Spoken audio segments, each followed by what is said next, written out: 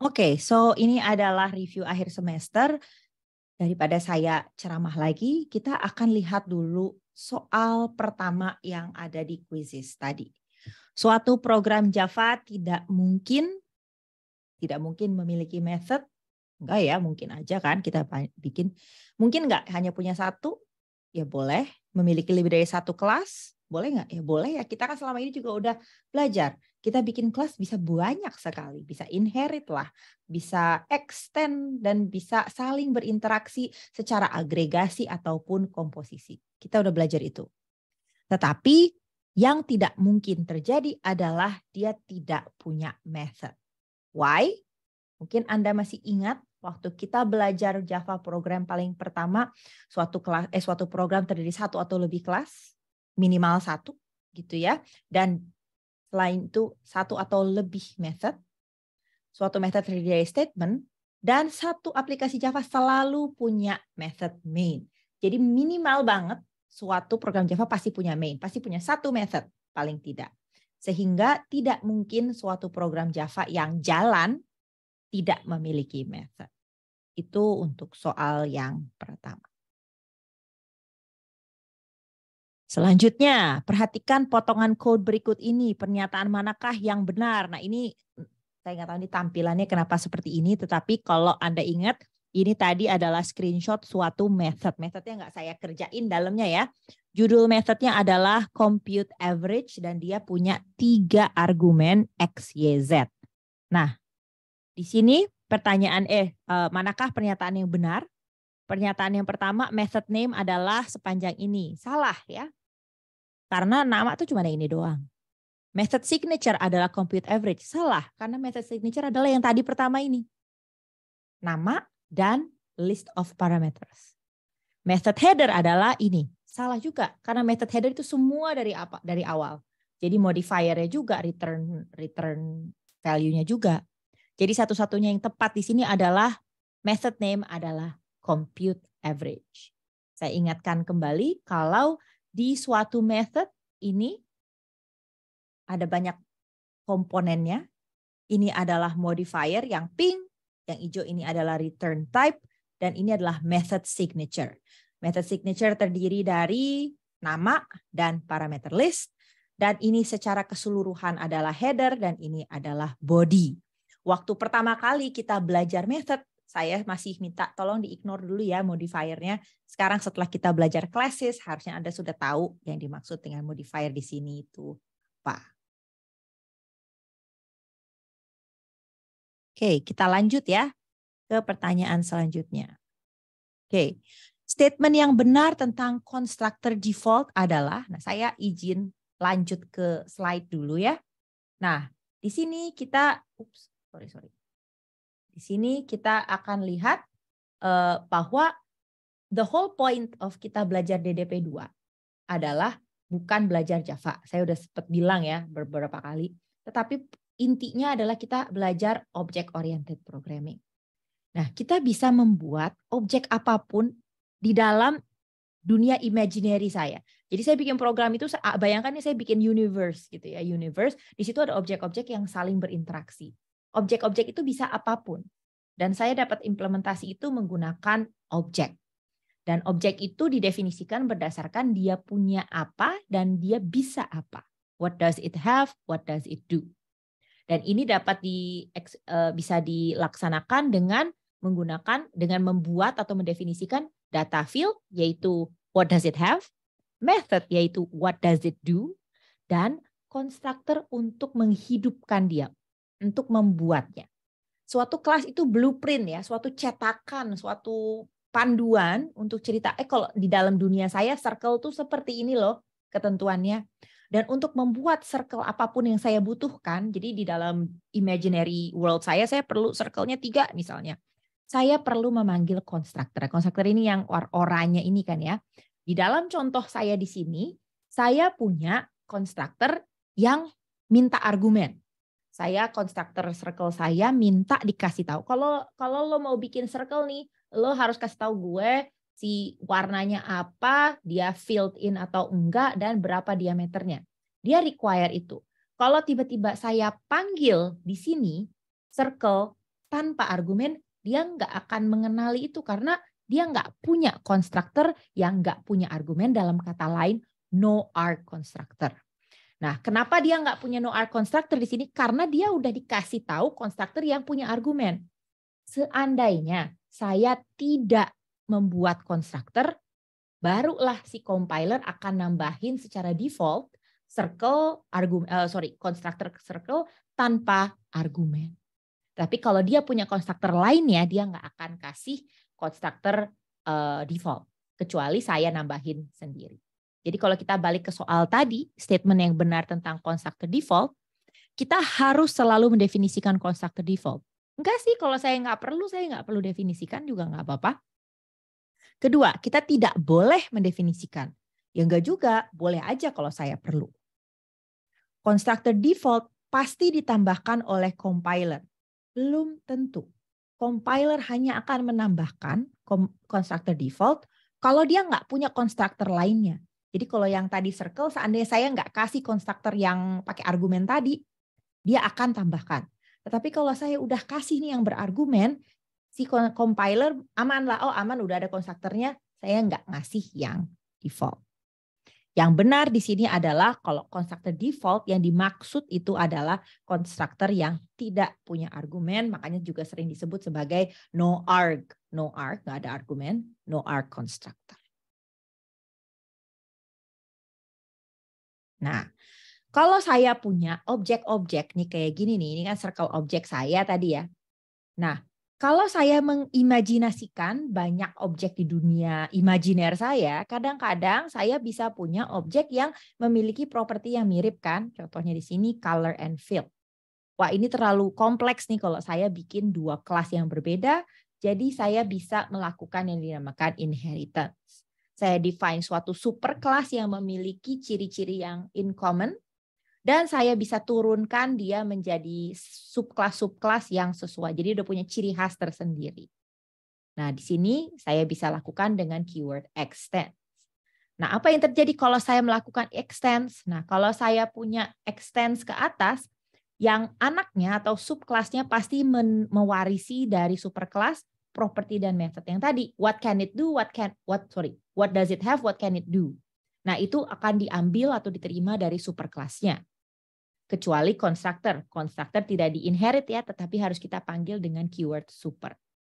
Di dalam subclass kita dapat nambahin property, kita bisa nambahin method kalau memang perlu yang spesifik, dan kita bisa lakukan overriding. Nah, overriding itu tidak sama dengan overloading yang kita pelajari ketika kita membicarakan methods. Kalau saya nggak salah ingat, saya pernah kasih contoh. Gini deh, kalau tipe data yang dikirim itu, kalau tipe data dan return yang itu berubah, artinya dia adalah overloading.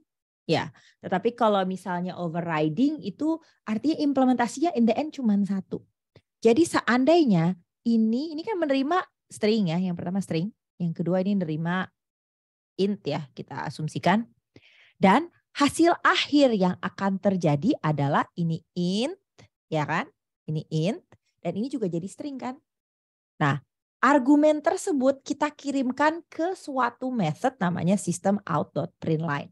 Nah, method println ini bisa menerima argumen tipe string dan argumen tipe integer. Dan dia akan melakukan hal yang berbeda di dalamnya. Jadi bukannya yang satu implementasi println yang menerima string ini ada lalu di-replace oleh yang menerima integer. Enggak kan? Dia punya dua implementasi berbeda. Maka di sini mohon maaf. Berarti di sini adalah overloading. Kita punya lebih dari satu implementasi untuk simbol atau method yang sama. Nah, karena kita udah mulai nyusun kelas-kelas ya, jadi kelas saling berinteraksi secara agregasi, komposisi gitu ya. Selain itu dia juga saling berhubungan seperti ini, super dan sub. Kalau saya semakin ke atas, saya semakin tidak spesifik atau lebih abstrak, di mana saya kadang-kadang ingin melakukan klasifikasi ya, quote-unquote, atau membuat definisi suatu kategori yang cukup abstrak. Nah, kelas abstrak ini adalah kelas yang bisa saya berikan modifier abstrak, artinya dia sifatnya abstrak, dan ada yang dinamakan abstract method yang bisa saya definisikan duluan tanpa saya harus implementasi dengan konkret gitu ya. Jadi di sini saya cuma bilang bahwa suatu geometric object pasti bisa ngitung area, pasti bisa ngitung parameter. Tetapi saya nggak kasih tahu dulu gimana cara ngitungnya karena tergantung objeknya nih. Kalau nanti objeknya circle atau triangle ngitungnya pasti beda gitu. Dan inilah antara abstract class dan abstract method ini yang membuat yang ada beberapa aturan. Kalau Anda masih ingat ada 4 ya poin penting yang perlu kita ingat. Yang pertama, kalau abstract class bisa punya yang abstrak dan yang konkret. Jadi abstract class bisa punya method yang abstrak, bisa punya method yang konkret. Tapi kalau saya punya abstract method, dia harus ada di dalam abstract class, nggak boleh ada di concrete class. Yang kedua, saya nggak bisa pakai si abstract class untuk langsung pakai kata new. Saya nggak bisa bikin objeknya. Saya hanya bisa bikin objek dari concrete class. Lalu kalau superclassnya konkret, bisa aja saya bikin subclassnya yang abstrak. Ini jarang terjadi, tapi bisa bermanfaat kalau saya ada properti atau sifat yang ingin saya sembunyikan. Dan ini pasti harus boleh dong, karena ingat kalau semua kelas ini punya nenek moyang yang sama. Nenek moyang yang sama itu adalah objek. Dan kelas objek itu konkret. Jadi kalau saya sekarang bikin abstrak kelas apapun itu, dia akan diam-diam extends objek ya yang konkret.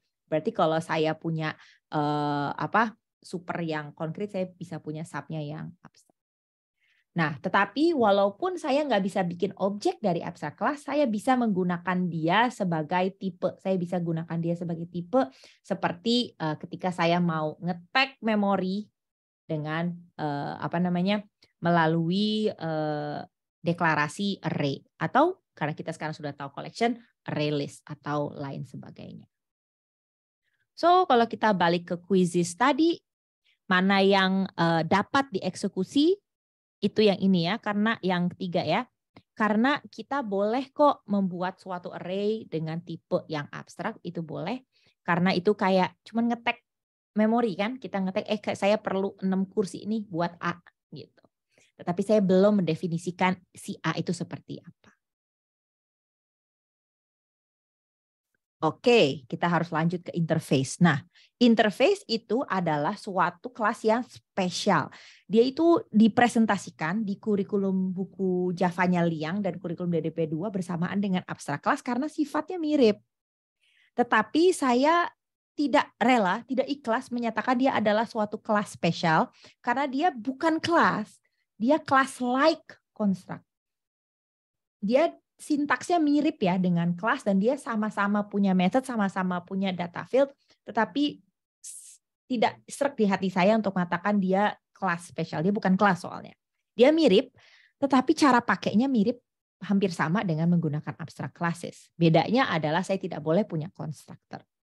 Keyword yang saya pakai adalah implements, bukan extend. Dan untuk di dalamnya semua method kan abstrak ya. Semua metodnya abstrak, tetapi saya juga bisa membuat default implementation. Jadi ini tuh fungsinya ya, kalau nggak salah saya pernah tunjukkan di kelas, adalah kalau saya punya interface, misalnya dalam hal ini edible, dia punya method how to eat abstrak. Nanti saya bikin nih anak-anaknya, subclass-subclassnya semua saya harus implementasi concrete how to eat. Kalau tiba-tiba saya iseng nambahin, bukan iseng sih, saya butuh menambahkan method abstrak lainnya dalam edible, misalkan how to throw away, misalkan, kan dia abstrak.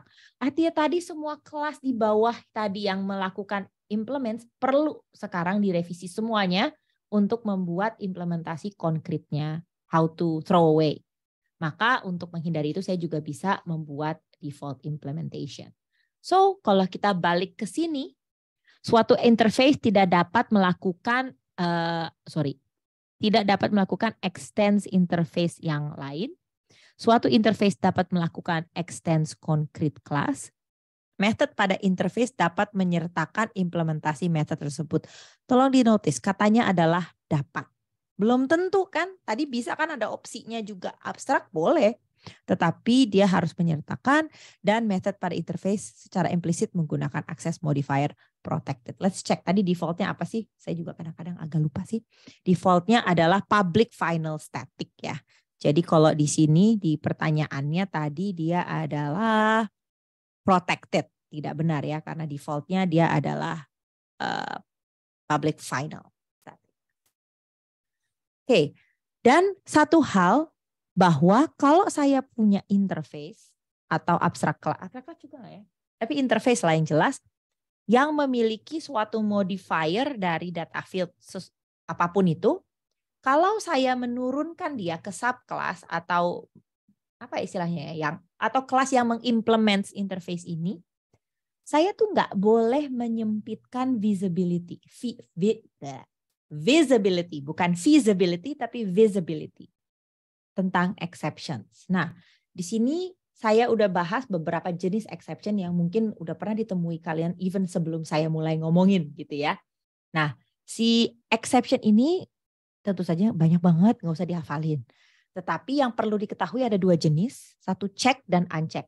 Sekali lagi, checked oleh siapa? Bukan oleh saya, bukan oleh programmer, tetapi oleh compiler. Artinya kalau dia dicek sama compiler, kita kalau sampai kelupaan atau kelewat juga aman ya, karena compiler pasti nangkep buat kita. Itu masih salah gitu kan, dicek sama dia. Jadi kalau di sini kita dapat membedakan untuk runtime exception dan anak-anaknya plus error ini dia unchecked. Artinya compiler belum tentu ngecek itu. Alasannya adalah karena ini belum tentu terjadi kan. Jadi kita tuh nggak diwajibin sama compiler untuk memeriksa atau menghandle-nya. Cara menghandle exception ini saya nggak usah ulangi ya. Kita declare, kita throw, dan kita catch. Nge-catch-nya boleh multiple, boleh beberapa gitu ya catch block-nya. Tetapi yang akan ke eksekusi hanya yang pertama kali matching gitu ya. Dan kita juga punya finally block yang paling akhir, dan itu akan selalu tereksekusi regardless of apa yang terjadi sebelumnya. Jadi hati-hati banget dengan finally statement ini. Kita udah bahas juga ya di kelas waktu itu bahwa si finally ini agak annoying ya, karena dia kok nggak follow logic of programming. Nah, yang kita bahas dengan detail di kelas itu kan yang bawaan Java ya, bawaan Java API, exception yang udah diimplementasikan oleh dia. IO exception, apalagi sih? Saya juga nggak hafal kan. IO exception, index out of bound, semuanya ini adalah extends exception. Semua ini kan extends exception ya. Nah, kita disarankan oleh buku Liang sebisa mungkin pakai yang udah ada, kecuali benar-benar perlu kita lakukan buat yang custom. Untuk membuat yang custom kita perlu extend exception. Keunggulannya apa? Nah, exception itu sendiri sebenarnya very costly karena butuh waktu, butuh resources, sehingga kita harus hati-hati kapan kita benar-benar perlu exception handling dan di mana cukup pakai if else misalkan. Apalagi kalau saya sampai mau bikin custom exception. Nah, custom exception itu keunggulannya apa sih? Custom exception yang tidak dimiliki oleh exception bawaan Java, informasi error yang terjadi pada method ini juga bisa dilakukan kok. Tadi kan kita udah punya ini kan, declare, throw, catch exception kan. Itu exception yang built in Java juga bisa kok kita lempar informasinya. Bukan ini yang benar. Mengirimkan informasi detail. The whole point of having exception adalah mengirimkan informasi detail. Itu juga bisa dilakukan oleh exception yang bawaan Java. Nah, tetapi yang bisa kita lakukan adalah kalau custom class kita, kan kalau saya bikin kelas kan berarti, ingat waktu kita bikin definisi kelas, data field dan methodnya bisa saya bikin sesuka hati saya. Jadi kalau memang saya perlu atribut tambahan ini, saya bisa membuat custom exception. Kalau memang ada atribut tambahan yang penting banget ini saya set gitu ya ketika saya menangkap exception terjadi. Dan yang terakhir tentu saja tidak hemat waktu resource komputasi. Orang yang exception biasa aja itu justru boros waktu dan komputasi. Oke, jadi dari sini kita juga dari exception kita punya I/O. Saya akan skip over ya karena memang bukan poinnya untuk memberi lecture ulang. Tetapi yang mungkin ingin saya tegaskan adalah Kelas file bawaan Java itu tidak bisa melakukan I/O. Kelas file dari Java tidak bisa melakukan I/O. Saya sebut 2 kali. Yang melakukan I/O itu adalah kelas seperti scanner ataupun print writer, itu dia melakukan I/O-nya itu sendiri. Si file itu hanya digunakan sebagai representasi file fisik yang ada di program kita. Dan kalau saya mau nge-save atau dibaca oleh komputer, saya bisa pakai binary I/O menggunakan kelas-kelas berikut ini. Untuk I/O ini biasanya soal-soal semacam ini terkait dengan exception yang bisa terjadi dengan I/O. Setelah itu kita belajar GUI ya. Kita belajar GUI components, kita nyusun komponen-komponen, dan yang kedua event handling. Apa yang terjadi kalau something happen, kita mau handle itu. Nah, GUI komponen ini tentu saja sulit untuk dihafal ya, dan saya tidak expect untuk hafal. Tetapi ada beberapa hal yang cukup fundamental yang baik untuk diingat gitu ya. Contohnya saya punya container class dan saya punya helper class. Cukup jelas ya, container class ya isinya container, wadah gitu, tempat saya bisa meletakkan objek-objek GUI saya. Helper class fungsinya untuk membantu layout-nya. Nah, container class yang penting adalah frame dan JFrame yang kita pakai untuk mewadahi paling luar, dan JPanel ya. Karena kalau JPanel itu bisa saya bikin sub ya. Jadi frame bisa saya isi JFrame, bisa saya isi JPanel. JPanel bisa saya isi 2 JPanel. 2 JPanel bisa isi 3 JPanel. Jadi kalau saya memang mau nyusun komponen dengan macam-macam bentuk gitu ya, tentu saja lebih baik kalau saya membuat panel yang bisa saya atur banyak. Tetapi poin penting adalah JPanel itu adalah subclass dari JComponent. Jadi kalau saya bilang JPanel is a component, itu benar. Jadi nggak cuma button yang komponen, panel itu juga komponen. Jadi selain JPanel, kita juga punya beberapa komponen yang kita bahas secara terpisah ini. Oke, jadi kalau kita balik ke soal tadi, di mana antara opsi di bawah ini yang bukan merupakan komponen GUI. Yang saya maksud komponen GUI adalah subclass dari JComponent. Kalau kita lihat bagian yang tadi, button, JArea, obvious ya. Ya dia komponen lah ya, kita ngatur GUI pakai area dan JButton. JPanel, walaupun dia juga jadi wadah ya, dia juga bisa diisi sama komponen, tapi JPanel merupakan subclass dari komponen. Dia sendiri juga adalah komponen. Yang bukan subclass dari JComponent adalah JFrame. Jadi walaupun saya bilang nggak usah dihafal, yang kayak gini juga perlu diketahui. So now I have my components everywhere. Sekarang saya mau program saya ngapa-ngapain. Kalau saya ngeklik button, kalau saya geserin mouse gitu ya. Jadi yang harus saya handle sekarang adalah sesuatu yang dinamakan event. Nah, saya punya 3 player ketika saya mau handle event. Event source itu adalah komponen GUI-nya, itu event source objek yang menimbulkan event. Lalu eventnya sendiri juga merupakan objek. Jadi saya punya source-nya, button-nya, benda yang menimbulkannya. Jadi kayak lempar-lemparan bola ya misalnya ya. Saya adalah event source object, saya button. Terjadi sesuatu, saya diklik. Saya membuat suatu event, ini objek bolanya nih ya. Ini juga objek. Saya lempar event saya, harus ditangkap oleh event handler objek. Jadi hati-hati mana yang event source, mana yang event object, dan mana yang event handler. Dan itu kayaknya soal selanjutnya. Mouse event adalah event object. Mouse event itu berarti biasanya yang merupakan source-nya itu misalkan JPanel sendiri juga merupakan source-nya. Jadi bisa ya panel ditambahkan listener gitu, bisa. Tetapi dia bukan event handler. Event handler itu adalah apa sih? Mouse. Hafal nggak Bu? Nggak, saya nggak hafal. Mouse listener. Nah itu adalah handlernya. Gitu. Oke, jadi ini cukup clear ya. Nah, untuk melakukan implementasi listener, jadi untuk tahu bahwa button itu dipencet, harus ada yang nongkrongin button itu, dan itu dinamakan listener. Listener itu ada yang inner class, jadi saya bikin kelas di dalam kelas, saya kasih nama. Tapi kalau saya malas kasih nama, saya juga bisa anonymous inner class. jadi saya nggak kasih nama bahkan. Atau kalau listener saya merupakan functional interface atau hanya punya satu method ya, functional interface, maka saya bisa membuatnya menjadi lambda expression. Saya tidak akan ulangi lagi sintaksnya ya. Dan ini soalnya lambda expression dapat digunakan untuk implementasi interface yang merupakan functional interface, yaitu interface yang hanya punya satu method.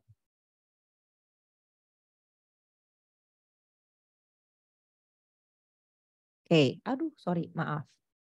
Tadi soalnya mana? Oke, so ini saya udah masuk ke generics ya. Ini nggak kelihatan ya, sorry ya. Tetapi kalau saya nggak salah ingat, ini ada di dalam kurung sikunya E extends geometric object.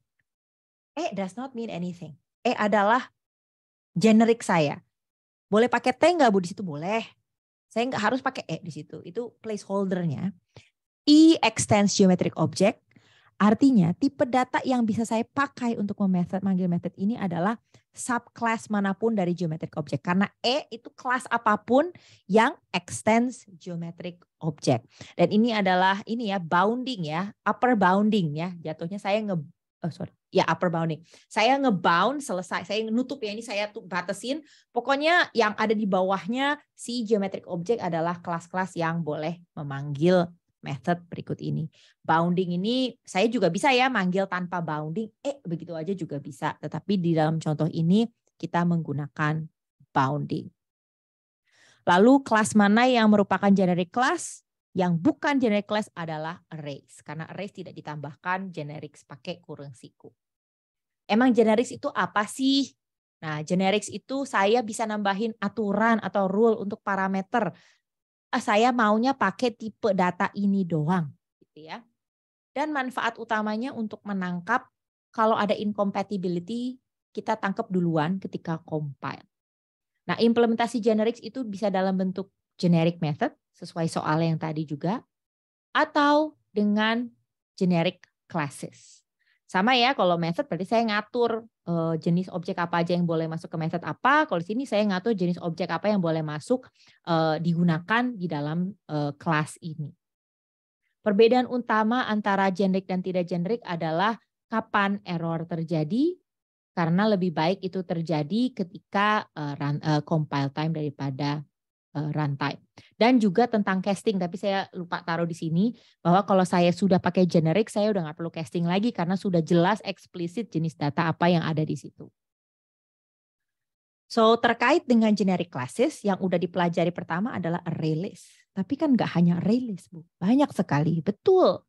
There's so many generic classes yang sudah kita pelajari di kelas, itu adalah stack, queue, dan list, stack, queue, dan priority queue, dan itu terkait dengan soal-soal terakhir ya. Ini sudah.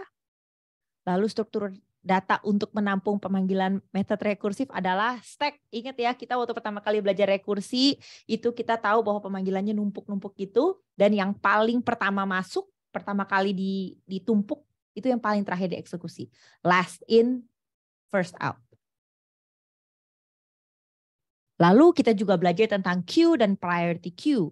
Nah, priority queue itu, kalau queue itu FIFO, first in first out, namanya juga ngantri ya. Kalau misalnya yang antri di belakang masuk duluan pasti pada marah.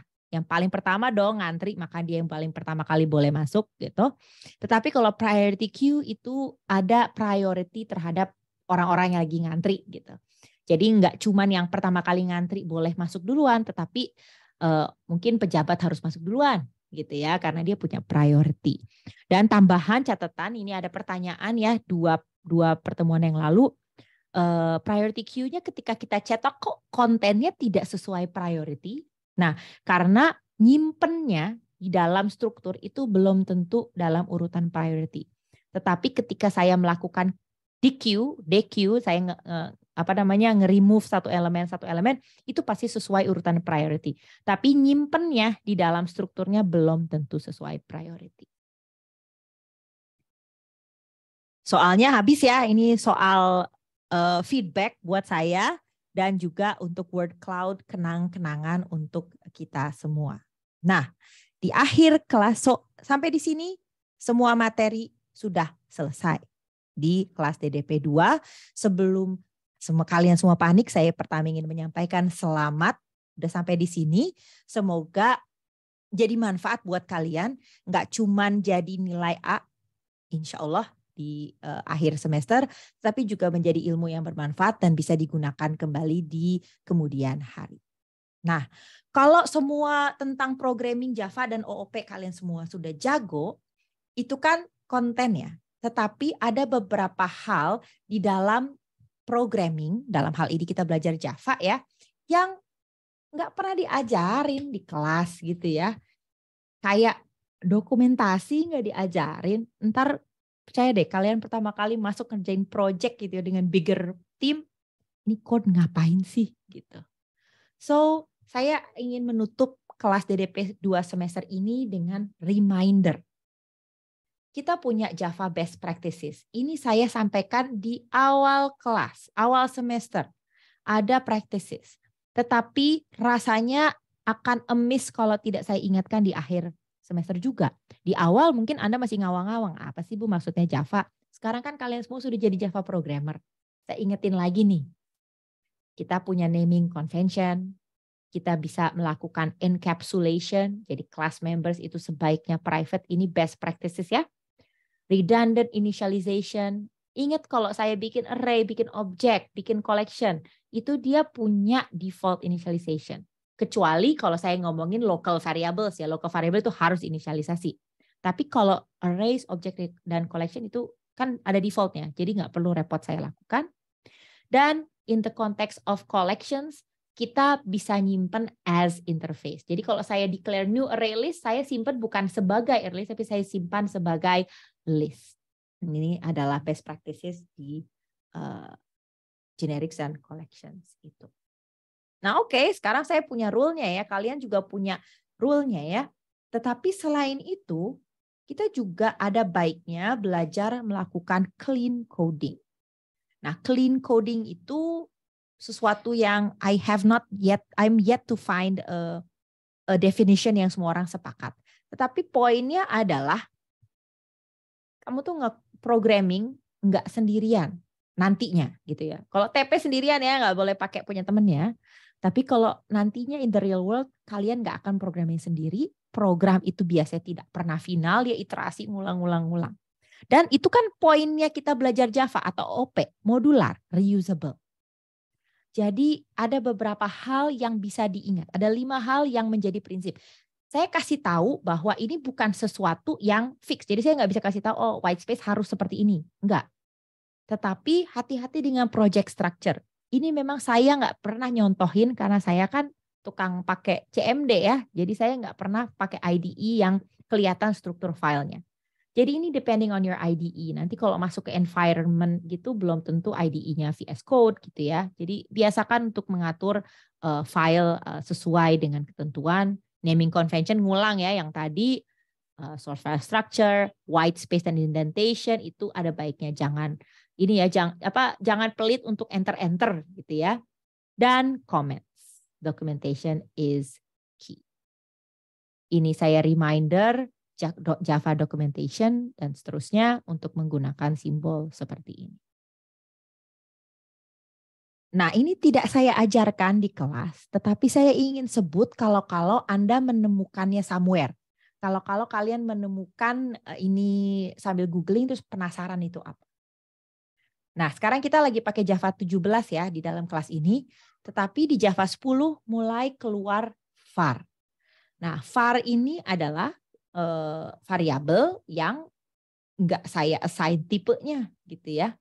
Tetapi hati-hati, dia type-nya inference. Jadi compiler nebak kira-kira dalam konteks ini dia itu harusnya integer atau double atau apa ya gitu. Atau jangan-jangan string. String nggak mungkin ya, dia reference ya. Atau maaf, dia integer keh atau long atau apa. Nah ini inference berarti compiler nebak-nebak. Ini memang membuat code lebih cepat dan ini menarik kalau Anda di awal belajar Java bete karena aduh repot ya kalau Java saya harus tentuin tipe dari awal. Ini caranya Anda bisa lebih fleksibel. kita nggak ajarin di dalam kelas DDP2 karena ini hanya berlaku untuk local variable yang kita gunakan di dalam method gitu untuk ngitung gitu. Tidak untuk instance variable. Jadi kayak data field class juga enggak. Tidak boleh untuk method signature. Harus diinisialisasi. Jadi dalam konteks kita belajar suatu bahasa pemrograman ini enggak berguna gitu ya. Dan karena kita tujuan utama belajar OOP, kita juga merasa ini tidak berguna. Tetapi ada baiknya Anda tahu ini daripada nanti Anda nemu terus baru bingung. Masih boleh dipakai di dalam method ya sebagai local variable. Selanjutnya ada tambahan tentang GUI. Karena di dalam GUI saya pernah sebut ya di bab GUI ya bahwa di kita belajar kemarin pakai Java Swing ya. Sebenarnya ada Java FX. Sintaksnya beda tapi nggak beda jauh kok gitu ya dengan Java Swing. Tetapi lebih modern ya. Bedanya adalah ini kan kotak banget, ini udah agak rounded. Tetapi sayangnya dia nggak di-include lagi. I don't really know why. Dia tidak di-include di dalam JDK. Sehingga 2 tahun lalu ya, 3 tahun lalu terakhir kali kita ngajar dengan Java FX, ini menimbulkan technicality problems yang menurut saya nggak worth it gitu ya. Jadi ASDOS tuh overtime debugging kenapa nggak jalan di laptopnya si X gitu kan. Sehingga akhirnya kita balik ke Swing yang udah included di JDK. But you need to know that option lain juga ada. Oke. Nah, saya ada satu lagi nih kayaknya. Nah, ingat ya waktu kita belajar text I/O itu argumen kita kenapa kita perlu I/O adalah kita mau nyimpen data gitu ya. Kita mau nyimpen data di file. Cuman let's be honest. Hari gini siapa sih yang nyimpen data program dalam bentuk file gitu? Enggak ya. Nah, kalau saya bicara tentang ada slide yang ketuker. Mohon maaf ya, ini ada slide yang ketuker. Let's skip it over. Nah, kalau saya bicara suatu aplikasi yang large scale gitu ya, nggak mungkin saya cuman sekedar nulis ke dalam text file. Nggak mungkin. Nah, tetapi, dan juga bayangin SIAK ya. SIAK kita tahu kan ya, kan user saya sebagai dosen, user Anda sebagai mahasiswa itu kan beda ya.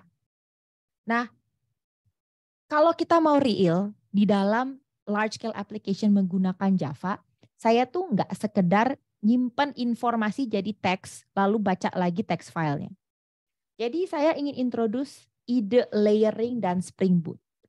Ini juga ada manfaatnya untuk Anda ketahui kalau nanti Anda lanjut ke advanced programming atau pemrograman berbasis platform atau APAP ya untuk anak SI ya,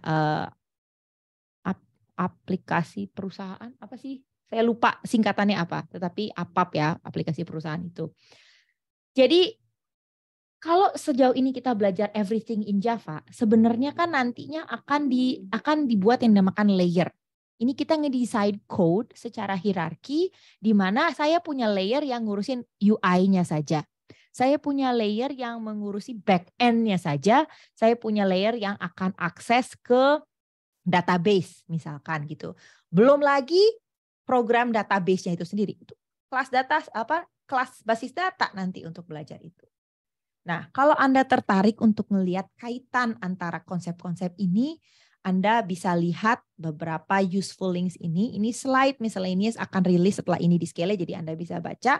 Karena Java Spring Boot menyediakan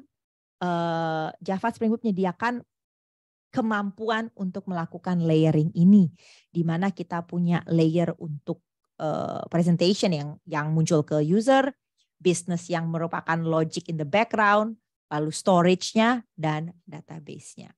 Jadi in real life nggak ada ya program yang benar-benar nyimpen ke teksnya doang. Well, mungkin ada tapi jarang. Dan prakteknya pada akhirnya Java yang lebih aplikatif, ini mungkin Java Spring Boot juga bisa menjadi bacaan menarik bagi kalian.